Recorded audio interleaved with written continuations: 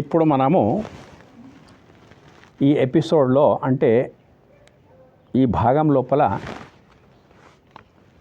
మొదటి భాగం లోపల ఉపోద్ఘాతం వచ్చింది.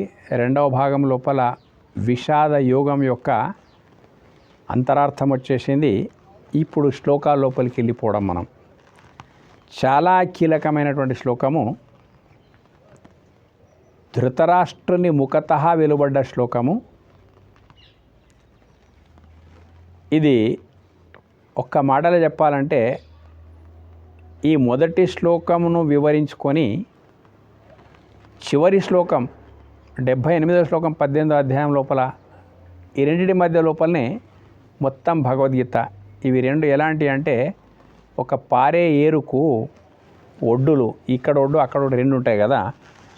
ఈ సంజయుని యొక్క చివరి శ్లోకము, ధృతరాష్ట్రుని యొక్క మొదటి శ్లోకము, ఈ రెండిటి యొక్క మధ్య లోపల నుంచే భగవద్గీత జ్ఞానం అనేటువంటిది ప్రవహించింది. అట్లా ఉన్న ఈ శ్లోకాల లోపల అర్థాలు అన్నట్టు చెప్పాలంటే ఈ రెండు శ్లోకాలు వివరించి చెప్తే భగవద్గీత మొత్తం చెప్పినట్టే కూడా అవుతుంది అన్నట్టు. మొత్తం అటువంటి ఒక పరిస్థితులు వ్యాస భగవానుడు రచన లోపల కల్పించినటువంటి విషయం అనేది ఇది. మొదటి శ్లోకం ధర్మక్షేత్రే కురుక్షేత్రే సమవేత యుయుత్సవః మామకాః పాండవాశ్చైవ కిమకుర్వత సంజయ. మహాభారత యుద్ధం కొరకు కురుక్షేత్రం లోపల అందరూ సమాయత్తమైపోయినరు. అటు కౌరవ సైన్యము 7 అక్షౌహిణీలు, కౌరవ సైన్యము 11 అక్షౌహిణీలు, తర్వాత పాండవ సైన్యము 7 అక్షౌహిణీలు. వాటి వివరాలని తర్వాత మీకు ముందు శ్లోకాల లోపల వస్తాయి, వివరిస్తాం అన్నట్టు. దాదాపు 39 లక్షలు కూడుకున్నటువంటి సైన్యం కురుక్షేత్రం లోపల సమాయత్తమైపోయింది.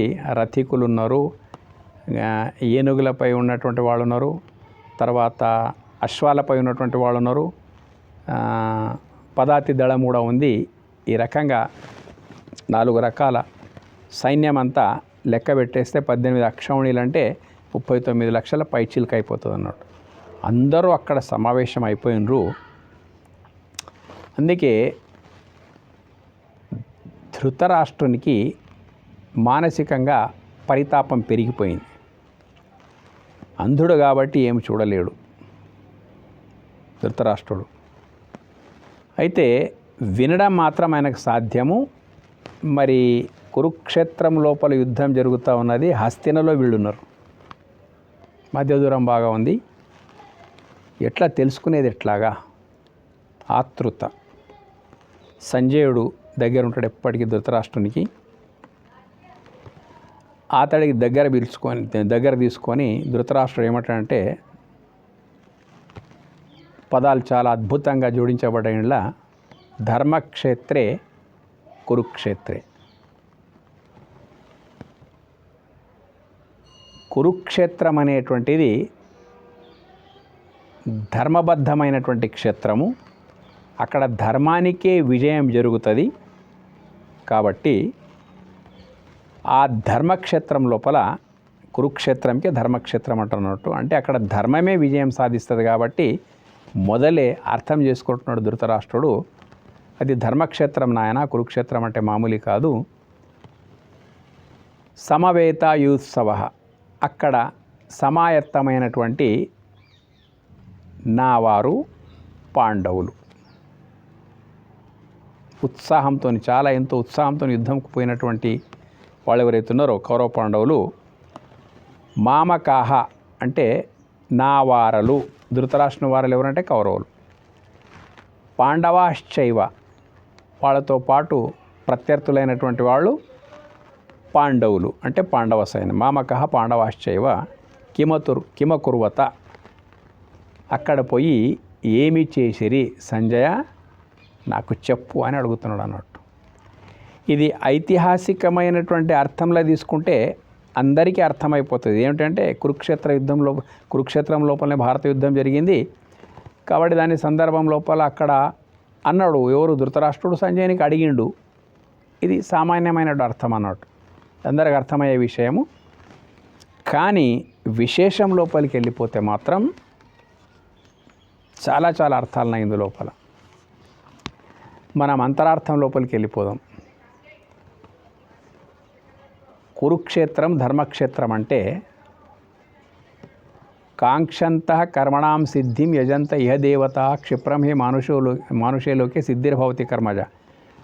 అన్ని జన్మల కంటే కూడా మనుష్య జన్మం ఏదైతుందో చాలా శ్రేష్టమైంది ఈ భూలోకం లోపల. ఎందుకంటే ధర్మక్షేత్రం, మర్త్యలోకం అంటారు దీనికి. ఈ భూలోకం లోపల మానవులై పుట్టడం చాలా గొప్ప విషయం అన్నట్టు. ఎందుకు గొప్ప విషయం అంటే ఈ భూమి ధర్మక్షేత్రం. కురుక్షేత్రం ఎట్లా ధర్మబద్ధమైనటువంటిది ఉన్నదో యావత్తు భూమండలం కూడా, ఏ భూమండలం లోపల మనం జన్మించినామో మనం ఎక్కడ జన్మించినట్టు లెక్క, ధర్మ సాధనకు అనువైనటువంటిది భూలోకం. ఇక్కడ మానవుడు అయినటువంటి వాడు కాంక్షంత కర్మణాం సిద్ధిం, ఇక్కడి మానవుడు, దీనికి క్షేత్రం అని అంటాం, మొత్తం మీద దేహానికి కూడా క్షేత్రమే అంటాము. ఇక్కడ పుట్టినటువంటి మానవుడు ఎవరైతున్నారో ధర్మ సాధనకు అనువైనటువంటి స్థలం అన్నట్టు. దేవతలకు సహితం సాధ్యం కానటువంటి పరిపూర్ణ దైవ దర్శనం ఏదైతుందో, దివ్య అనుభూతి ఏదైతుందో అది మానవులకు సుసాధ్యం అన్నట్టు. అటువంటి అవకాశాన్ని ఋషిమునులందరూ బాగా వినియోగించుకున్నటువంటి సందర్భం ఉంది. అది ఇదని కాదు, క్షేత్రము అనేటువంటిది ఎందుకున్నది ఇది అంటే, ఇప్పుడు భూమి, క్షేత్రం అంటే భూమి అన్నట్టు. భూమిలో ఉండే ప్రత్యేకత ఏంటిది మనం బాగా ఆలోచిస్తే, భూమిలో ఎంత త్రవ్వినా మట్టి ఉన్నది ఎంత సత్యమో, కానీ ఏ బీజం వేస్తే ఆ ఫలం బయటికి వచ్చి మన అందుబాటు లోపలికి, మన అనుభవం లోపలికి వస్తుంది, అది అంతే సత్యం అన్నట్టు. అయితే మర్త్యలోకంలో మానవులకు ఉండేటువంటి ప్రత్యేకత ఏంటిదనే మాటకు వచ్చేస్తే, ఇక్కడికి వచ్చి ఎవరు సంకల్పాలు, ఎవరెవరి సంకల్పాలు ఏ విధంగా ఉంటాయో ఆ సంకల్పాలు సాకారం చేసుకునేటందు కొరకు అనువైనటువంటి మహాక్షేత్రము, తపోభూమి అనుకోండి, ఏమైనా అనుకోండి, ఈ భూలోకం అన్నట్టు. ఇక్కడ మనం ఏది కాంక్షిస్తే కర్మణాం సిద్ధిం, అది తప్పకుండా సిద్ధించేటువంటిది ఈ భూలోకం అనేటువంటి. యజంత ఇహ దేవత, ఆ దేవతలు ఎవరైతున్నారో మానవులకు కోరితే అన్ని రకాల సహకరించేటువంటి అవకాశం మానవలోకానికి ఉన్నది. అంతేకాదు, గురువును ఆశ్రయించి నేరుగా పరమాత్మ దర్శనంకు లేక శివజీవైక్య సిద్ధి కొరకు కూడా అవకాశం కల్పించేటువంటిది ఈ భూలోకం కాబట్టి, ఈ భూమండలం కాబట్టి మర్త్యలోకం. అందుకే ధర్మక్షేత్రే కురుక్షేత్రే అంటే అర్థం ఏంటిదంటే, మనము పుట్టినటువంటి ఈ భూమిని, అంతరార్థం లోపలికి వెళ్ళిపోదాం, ధృతరాష్ట్రం పక్కకు పెట్టేద్దాం. ఇక మనము పుట్టినటువంటి భూమి ఏదైతుందో అర్థం చేసుకోవాలి, మోక్ష సాధన కొరకే. 84 లక్షల జీవరాశుల లోపల మానవ జన్మ చాలా శ్రేష్టమైనటువంటిది. ఇక్కడ నువ్వు ఏది సంకల్పించుకుంటే అది నీకు సాకారం అయిపోతుంది. కాబట్టి ఎలాంటి సంకల్పాలు చేయాలి అనేటువంటిది మనం నిర్ణయించుకోవాలి. అటువంటి ధర్మబద్ధమైనటువంటి అవకాశంతో కూడుకున్నటువంటిది ఈ భూమి. కాబట్టి ధర్మక్షేత్రే కురుక్షేత్రే. ఈ భూమిని మనం ధర్మక్షేత్రం అనొచ్చు, కురుక్షేత్రం అనొచ్చు. అంటే తాత్వికంగా మనం వెళ్ళిపోతే, జ్ఞానపరంగా మనం వెళ్ళిపోతే, ఐతిహాసికంగా అయిపోయింది అది. అయితే సమవేత యుయుత్సవ, భూలోకం యొక్క వర్ణన, దీని యొక్క మహిమ, సిద్ధి అంతా వర్ణన అయింది కదా. సమవేత యుయుత్సవ, ఇక్కడ ఎలాంటి ఉత్సాహపరులు ఉంటారు, ఎట్లా సమాయత్తమై ఉన్నారు ఈ భూమి లోపల, ఈ భూలోకం లోపల ఎలాంటి సమాయత్తం ఉన్నది భూలోకం లోపల అంటే, సేమ్ మామకాహ. మామకాహ అంటే నా వారలైన కౌరవులు, పాండవాశ్చైవ, పాండవులు. ఇది ఐతిహాసిక అర్థం అన్నట్టు. ఇక్కడ మనం వద్దాం. ఇక ఏమైపోయింది, ఎంతో ఉత్సాహంతో వాళ్ళు యుద్ధరంగంకి వచ్చినట్టు మనము కూడా ఏమేమో భాషలు చేసి భూలోకంలో మనం జన్మ తీసుకున్నాం అన్నట్టు. సమవేత, ఇక్కడ సమావేశం అయిపోయినాం అన్నట్టు, ఇక్కడ వచ్చేసినాం అన్నట్టు. ఎవరెవరప్ప ఇక్కడ ఉన్నది మొత్తం మీద? దైవీ సంపద గలవాళ్ళు, అసురీ సంపద గలవాళ్ళు.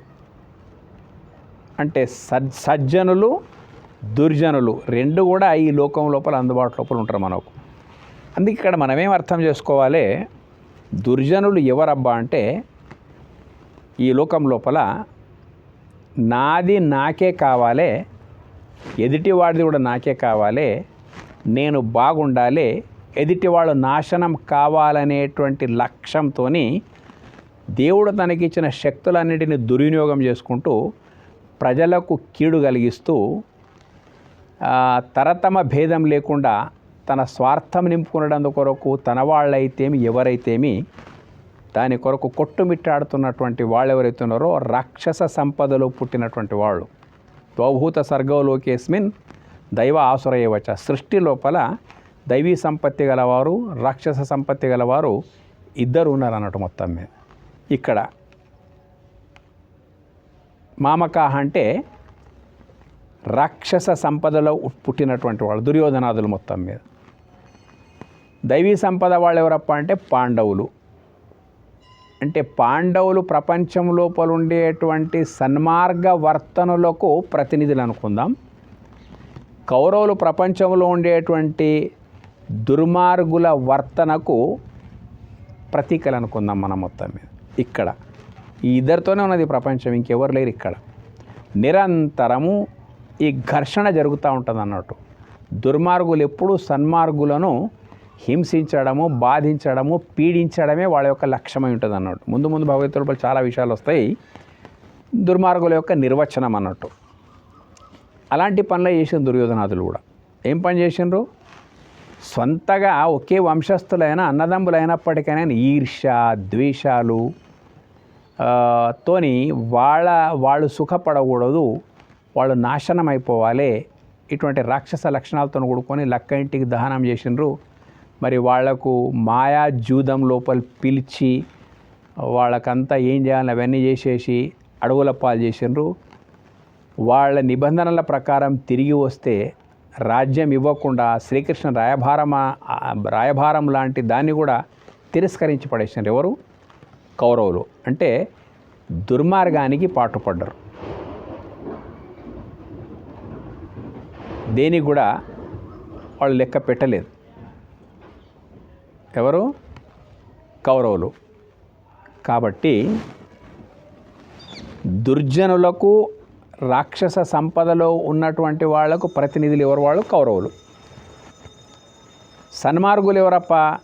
సాధు సజ్జనుల కోవ చెందినటువంటి వాళ్ళు ఎవరు? పాండవులు. కష్టాలు దుర్మార్గులు పెడితే సహించే స్వభావం ఉన్నవాళ్ళు తప్ప ఇతరులకు కష్టపెట్టేటువంటి వాళ్ళు కారు. సమయం వచ్చినప్పుడు ప్రాణాంతకమైనప్పుడు వాళ్ళు చేయవలసినవి చేసినారు, కానీ స్వభావరీత్యా సజ్జనులు వాళ్ళు. ఇప్పుడు ప్రపంచమంతా ఈ ప్రాతినిధ్యం లోపలనే ఉంది. ఏం ప్రాతినిధ్యం అంటే అత్యధిక శాతం 100 మంది కౌరవులు ఉన్నారు, 5 మందే పాండవులు ఉన్నారు. అలాగే దుర్మార్గుల యొక్క సంఖ్య సృష్టి ఆరంభం నుంచి నేటి వరకు ఎక్కువనే ఉంటుంది అన్నాడు ఈ భూలోకం లోపల. సజ్జనులు అనేటువంటి వాళ్ళు తక్కువ మోతాదు లోపల ఉంటారు.